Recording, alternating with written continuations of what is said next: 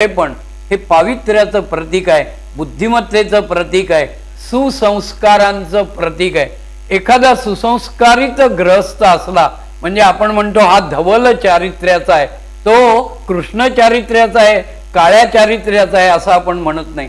तेव्हा पांढरा रंग पावित्र्याचं सुसंस्कारांचं प्रतीक आहे। 6वा दिवस जो आहे नवरात्राचा तर त्याचा रंग आहे लाल रंग। असुरांना ठार मारल्यानंतर काही ठिकाणी शक्ती देवता त्यांचं रक्त पिते, रक्त लाल असतं, लक्षात ठेवा। ते इच्छाशक्तीचं प्रतीक आहे, सामर्थ्याचं प्रतीक आहे, वस्तुनिष्ठतेचा, कार्यरत असण्याचा आणि चपळपणाचा, उद्योगशीलतेचा, गतिमानतेचा असा हा लाल रंग आहे। हा पराक्रमाचा रंग आहे, हा वीरांचा रंग आहे। वीरोंका कैसा हो वसंत याच्यामध्ये लाल रंगाला फार महत्व आलेलं आहे। 7वा दिवस आहे त्याचा जांभळा रंग आहे। जांभळा रंग हे सौंदर्याचं प्रतीक आहे, पावित्र्याचं प्रतीक आहे, समृद्धीचं प्रतीक आहे आणि विशालता मनाची जी आहे, विचारांची जी आहे त्याचं प्रतीक आहे।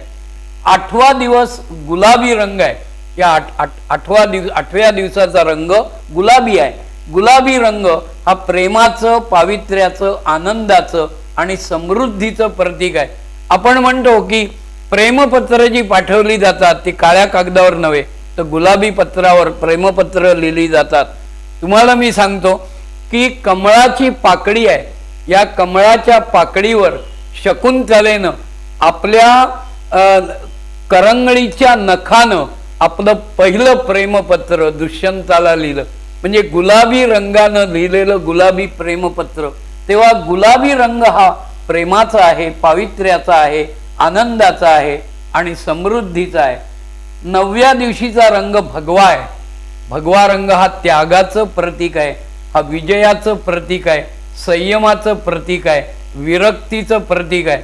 आपल्याला माहिती आहे कृष्णाच्या रथाचा जो ध्वज आहे तो भगवा आहे। शिवाजी महाराजांचा जरीपटका भगवा आहे, पेशव्यांचा जरीपटका भगवा आहे।